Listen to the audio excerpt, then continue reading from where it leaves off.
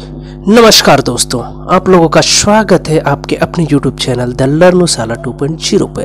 दोस्तों, आज का जो वीडियो का टॉपिक है वह टॉपिक है दोस्तों नवोदय में जो बच्चे एडमिशन लेना चाह रहे हैं, नवोदय में जो बच्चे एडमिशन लेने चाह रहे हैं 9th क्लास में, उसके लिए यह वीडियो बहुत ही फायदेमंद होने वाला है। ये साइंस टॉपिक से लिया गया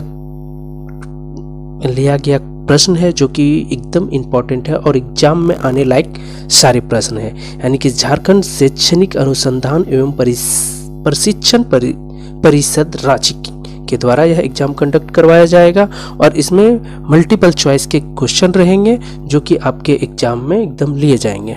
ठीक है, तो आइए देखते हैं। ये टाइमिंग जो रहेगा दोस्तों 1 घंटे का रहेगा, 50 क्वेश्चन रहेगा, उसके लिए आपको 50 मार्क्स मिलेंगे। ठीक है, कुछ जनरल इंस्ट्रक्शन है वो भी मैं आप लोगों को बता दे रहा हूँ। तो जनरल इंस्ट्रक्शन में है दोस्तों नाम, roll number, roll code, registration number, date of exam, seating faculty.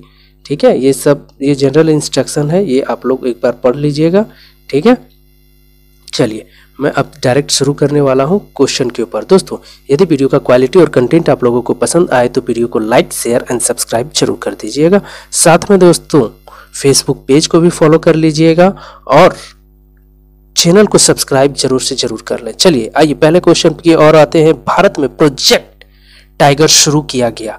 Project tiger कब शुरू किया गया? तो इसका जो राइट आंसर है दोस्तों, इसका राइट आंसर है ऑप्शन बी, 1972 से 1973 के बीच में प्रोजेक्ट टाइगर का शुरुआत हुआ। ठीक है, ये इंग्लिश में भी क्वेश्चन है दोस्तों। आप लोग अगर जो बच्चे इंग्लिश पैटर्न से एग्जाम दे रहे हो तो आप लोग ये इंग्लिश भी आप लोग देख लें। ठीक है, चलिए आगे बढ़ते हैं।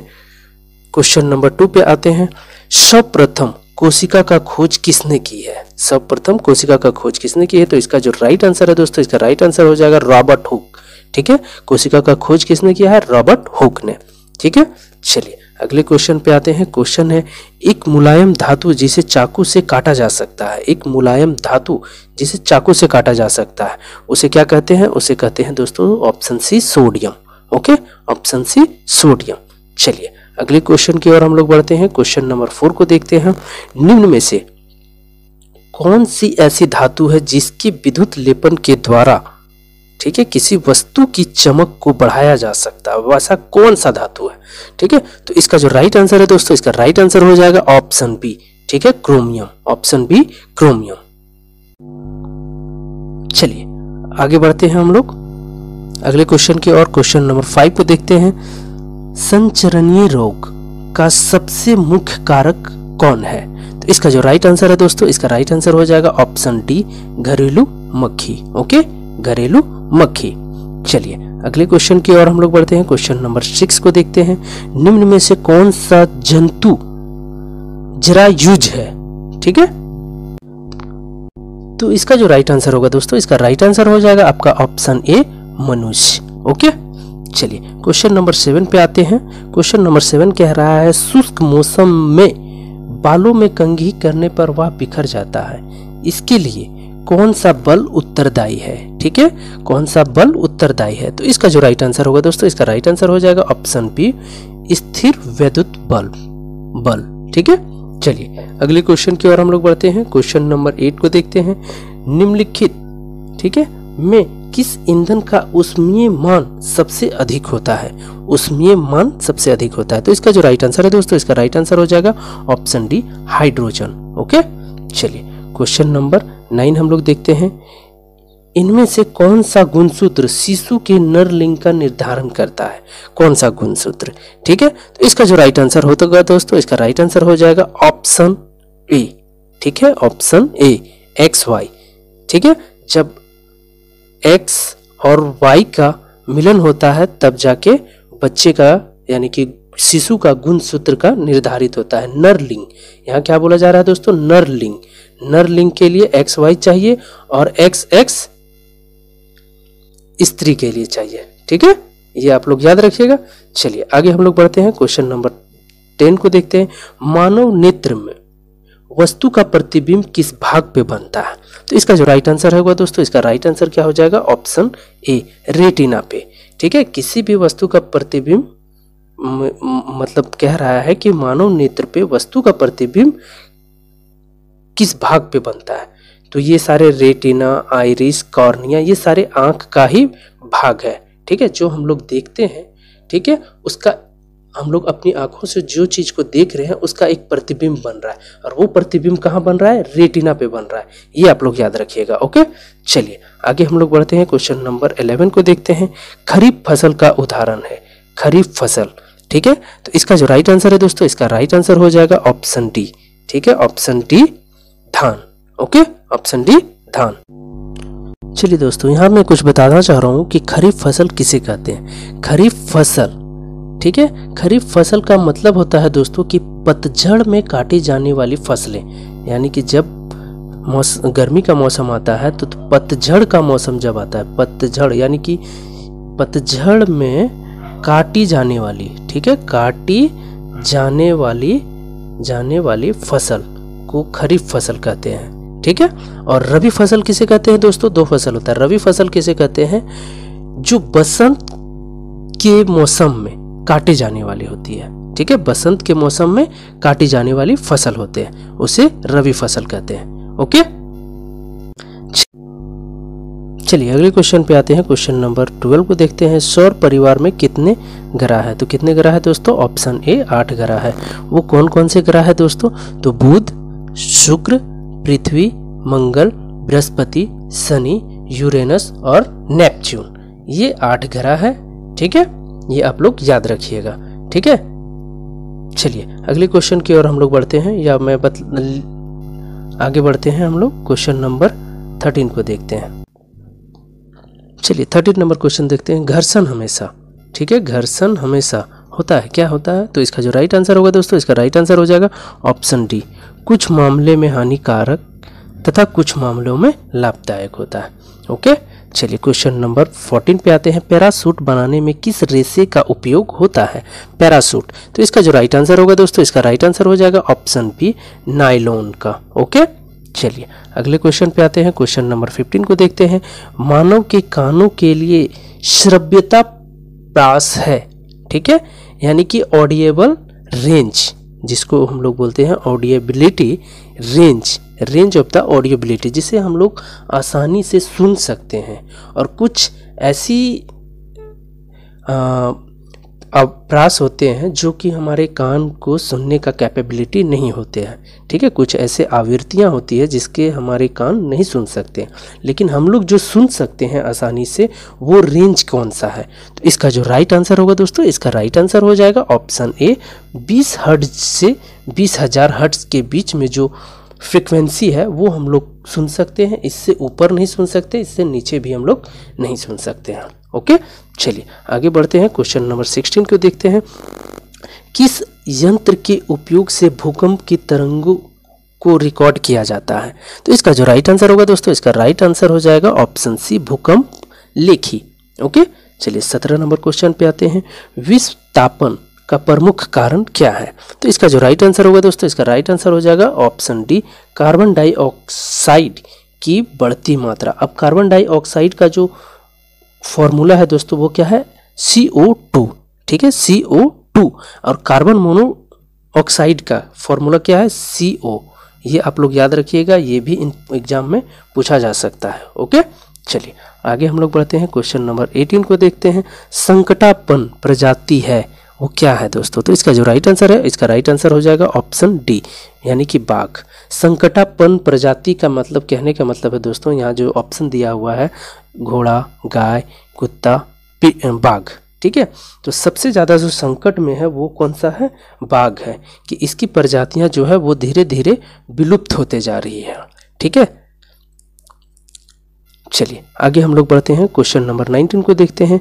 जंतु कोशिका में क्या अनुपस्थित होता है? तो इसका जो राइट आंसर है दोस्तों, इसका राइट आंसर हो जाएगा ऑप्शन सी, कोशिका भित्ति। ओके, कोशिका भित्ति। चलिए अगले क्वेश्चन पे आते हैं। क्वेश्चन नंबर 20 को देखते हैं। जल के शुद्धिकरण में किस अधातु का उपयोग होता है। तो इसका जो राइट आंसर होगा दोस्तों, इसका राइट आंसर हो जाएगा ऑप्शन बी क्लोरीन। क्लोरीन का जो संकेत होता है वो क्या होता है Cl, ठीक है। नाइट्रोजन का क्या होता है दोस्तों N होता है, ऑक्सीजन का क्या होता है O होता है, और ब्रोमीन का क्या होता है Br होता है। ये आप लोग याद रखिएगा, ये भी आपके एग्जाम में पूछे जाने वाले टॉपिक है, ठीक है, क्वेश्चन बन सकते हैं। चलिए क्वेश्चन नंबर 21 पे आते हैं। विश्व के पहले प्रतिजैविक का नाम है तो क्या है दोस्तों? तो इसका जो राइट आंसर होगा, इसका राइट आंसर हो जाएगा option D penicillin. Okay, penicillin. चलिए क्वेश्चन नंबर 22 देखते हैं। पानी में हाइड्रोजन एवं ऑक्सीजन की का अनुपात क्या होता है? तो इसका जो राइट आंसर है दोस्तों, इसका राइट आंसर हो गया 2:1। अब 2:1 कैसे होता है दोस्तों? पानी का जो फॉर्मूला होता है वो होता है H2O, ठीक है। अब पूछ क्या रहा है? हाइड्रोजन और पूछ रहा है ऑक्सीजन, ठीक है। तो यहाँ देखिए हाइड्रोजन कितना है? 2 है, ऑक्सीजन कितना है? कुछ नहीं लिखा हुआ है तो 1 है, यानी कि 2:1। याद हो गया ना? चलिए जल्दी से चैनल को सब्सक्राइब कर लीजिए। ओके, चलिए अगले क्वेश्चन की ओर बढ़ते हैं। क्वेश्चन नंबर 23 देखते हैं। निम्न में से किस जीव में द्विखंडन द्वारा जनन होता है? तो इसका जो राइट आंसर होगा दोस्तों, इसका राइट आंसर हो जाएगा ऑप्शन सी आपका अमीबा, ठीक है। चलिए क्वेश्चन नंबर 24 को देखते हैं। द्रव का दबाव गहराई से बढ़ने से क्या होता है? द्रव का दबाव अगर गहराई से बढ़ेगा तो क्या होगा? तो इसका राइट आंसर हो जाएगा दोस्तों बढ़ता है, ठीक है। द्रव का दबाव गहराई के बढ़ने से बढ़ता है, ठीक है। जितना मतलब पानी के नीचे जितना जाएगा उतना ही प्रेशर क्या होता है? प्रेशर, दबाव, यानी कि दबाव बढ़ते जाएगा। मतलब आप जब नदी में छलांग लगाते हो तो जितना नीचे तक आप जाओगे, जितना नीचे तक जाओगे तो उतना ही तेजी से आपको ऊपर की ओर फेंकेगा, इसी वही प्रेशर से, ठीक है। जितना नीचे जाओगे उतना ही ज़्यादा तेज से आपको ऊपर फेंकेगा। इसका कहने का अर्थ यही है कि द्रव का दबाव गहराई में बढ़ने से क्या होता है? बढ़ता है, यानी कि जितना नीचे जाओगे, जितना नीचे, उतना उसका दबाव, प्रेशर और बढ़ेगा। ओके, चलिए आगे बढ़ते हैं। क्वेश्चन नंबर 25 देखते हैं। ईंधन के ऊष्मीय मान का मात्रक क्या होता है? VVI क्वेश्चन है दोस्तों, आप लोग इसे रट लीजिएगा। इसका जो राइट आंसर होगा, इसका राइट आंसर हो जाएगा ऑप्शन सी, ठीक है। क्या होता है? किलो जूल पर केजी। अब यहाँ से शॉर्टकट उसका लिखा हुआ है, इसको मैं पूरा कर देता हूँ। किलो जूल, ठीक है, जूल पर केजी, किलोग्राम। ओके, चलिए आगे बढ़ते हैं। क्वेश्चन नंबर 26 देखते हैं। किशोरावस्था की उम्र है, किशोरावस्था का उम्र क्या है? तो इसका जो राइट आंसर होगा दोस्तों, इसका राइट आंसर हो जाएगा ऑप्शन ए 11 से 19 वर्ष। किशोरावस्था किसे कहते हैं दोस्तों? वैसी अवस्था जिसमें आपके हार्मोन चेंजेज होने लगते हैं, दाढ़ी मूंछ आने चालू हो जाते हैं, ठीक है। उसी अवस्था को हम लोग किशोरावस्था कहते हैं। 11 से लेके 19 वर्ष को किशोरावस्था कहा गया है, जिसमें हार्मोनल चेंजेज होते हैं। लड़कियों में कुछ चेंजेज होते हैं, लड़कों में कुछ अलग तरह के चेंजेज होते हैं, ठीक है। चलिए क्वेश्चन नंबर 27 देखते हैं। सामान्य नेत्र के द्वारा पढ़ने के लिए सर्वाधिक सुविधाजनक दूरी है, ठीक है, सामान्य नेत्र के लिए, यानी कि नॉर्मल आँख से हम कितनी दूरी पर रख के कोई चीज़ को आराम से पढ़ सकते हैं, ठीक है। तो इसका जो राइट आंसर है दोस्तों, इसका राइट आंसर हो जाएगा option D 25 centimetre. VVI question है दोस्तों, एकदम याद रखने का है। चलिए आगे बढ़ते हैं हम लोग। क्वेश्चन नंबर 28 देखते हैं। फलों एवं सब्जियों का बड़े पैमाने पर उत्पादन कहलाता है, क्या कहलाता है? तो इसका राइट आंसर हो जाएगा दोस्तों ऑप्शन बी हार्टिकल्चर, ठीक है। फल, फूल, सब्जियों का बड़े पैमानों में उत्पादन जब किया जाता है तो उसे क्या कहते हैं? हार्टिकल्चर। ओके, चलिए क्वेश्चन नंबर 29 देखते हैं। किस ग्रह को प्रभात तारा अथवा संध्या तारा कहा जाता है? तो इसका जो राइट आंसर होगा दोस्तों, इसका राइट आंसर हो जाएगा ऑप्शन डी, ठीक है। देखिए दोस्तों, अगर किसी का बहन, ठीक है, मतलब जितना रिलेशन है, बहन, मौसा, मौसी, कोई भी तारा आएगा उसमें शुक्र को ही टिक मार देना है। ओके, संध्या तारा, प्रभात तारा, तो जुड़वा बहन, इस टाइप के जितने भी होगा शुक्र ही हो जाएगा, है ना। चलिए आगे बढ़ते हैं हम लोग। क्वेश्चन नंबर 30 पे आते हैं। किस आवृत्ति की वस्तु पर तरल घर्षण कम होता है? तो इसका जो राइट आंसर होगा दोस्तों, इसका राइट आंसर हो जाएगा ऑप्शन सी नौकाकार। ओके, चलिए क्वेश्चन नंबर 31 पे आते हैं। पदार्थ जो प्राकृतिक प्रक्रिया जैसे जीवाणु के द्वारा अपघटित होता है क्या कहलाता है? तो इसका जो राइट आंसर होगा, इसका राइट आंसर हो जाएगा ऑप्शन ए, जीव निम्नीकरणीय। ओके, चलिए क्वेश्चन नंबर 32 देखते हैं। ध्वनि की प्रबलता किस कारक पर निर्भर करती है? किस कारक पर निर्भर करती है? तो इसका जो राइट आंसर है दोस्तों, इसका राइट आंसर हो जाएगा ऑप्शन बी, आयाम पे। ठीक है, यानी कि एम्पलीट्यूड। चलिए क्वेश्चन नंबर 33 पे आते हैं। विपरीत आवेशों के बीच क्या प्रतिक्रिया होती है? विपरीत आवेशों के बीच, ठीक है, तो इसका जो राइट आंसर होगा दोस्तों, इसका राइट आंसर क्या हो जाएगा? ऑप्शन ए। ठीक है, प्लस और माइनस।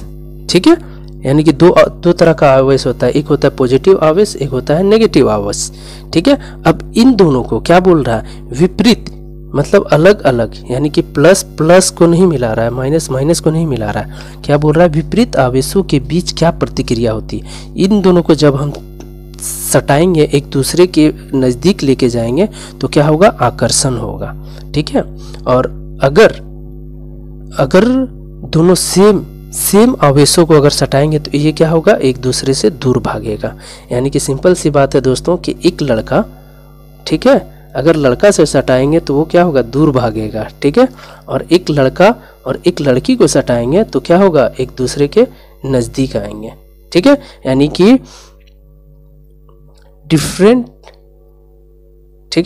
डिफरेंट टाइप का जो आवेश है वो एक दूसरे की ओर आकर्षण करेगा, और सेम टाइप का जो आवेश है वो प्रतिकर्षण करेगा। ओके, चलिए आगे बढ़ते हैं। क्वेश्चन नंबर 34 को देखते हैं।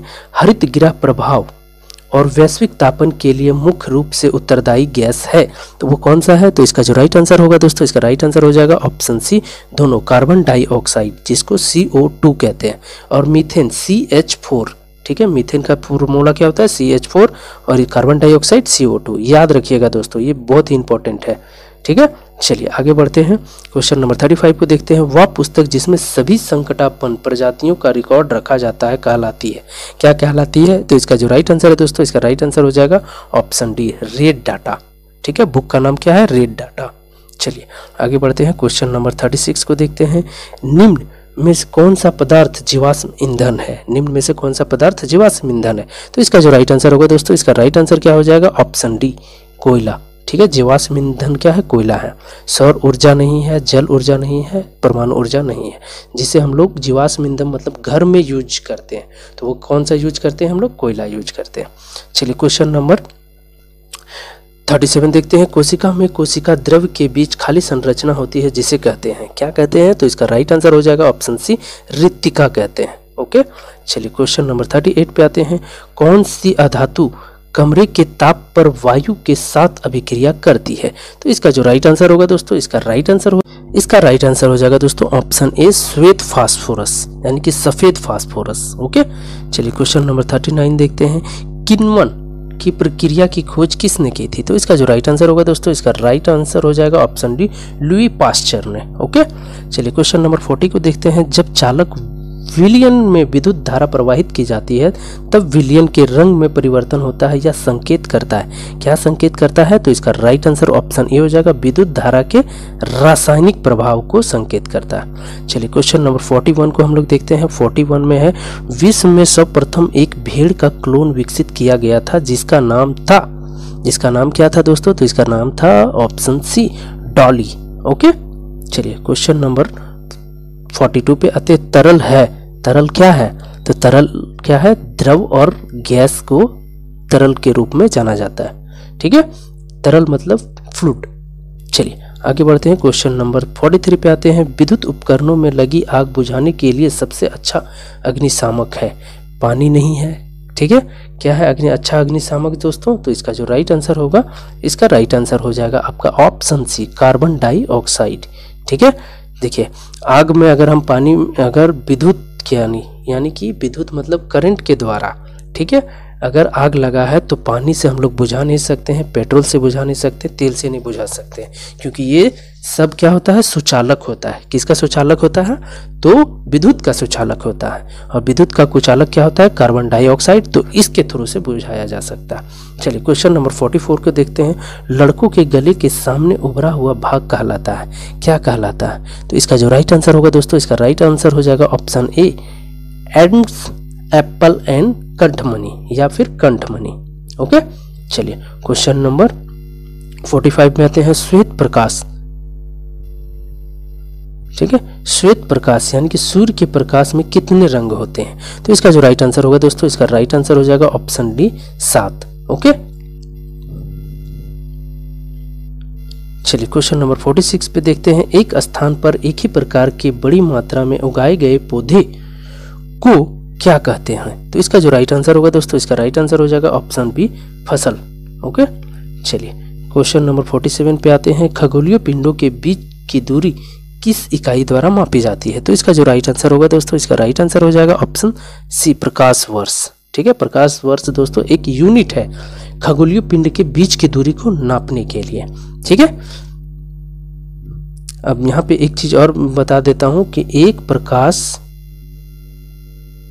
वर्ष बराबर होता है, एक प्रकाश वर्ष बराबर होता है दोस्तों 9.46 इंटू 10⁻15 मीटर। ओके, ये भी आप लोग याद रखिएगा, VVI है। ओके, चलिए अगले क्वेश्चन की ओर हम लोग बढ़ते हैं। क्वेश्चन नंबर 48 पे।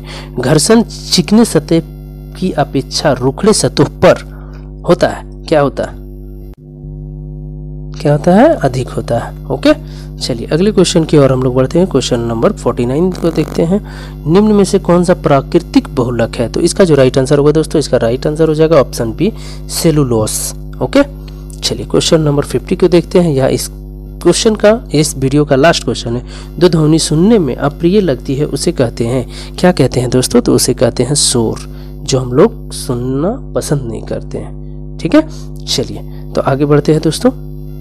तो दोस्तों यदि आप लोगों को वीडियो का क्वालिटी और कंटेंट पसंद आए तो यूट्यूब चैनल जो है द लर्नोशाला 2.0 को सब्सक्राइब जरूर कर लें। और दोस्तों फेसबुक पेज को फॉलो जरूर कर लें, द लर्नोशाला 2.0 को। और अगर आपको इस तरह का PDF चाहिए तो ज्वाइन करें टेलीग्राम चैनल द लर्नोशाला 2.0 को। ओके, जय हिंद, जय भारत दोस्तों।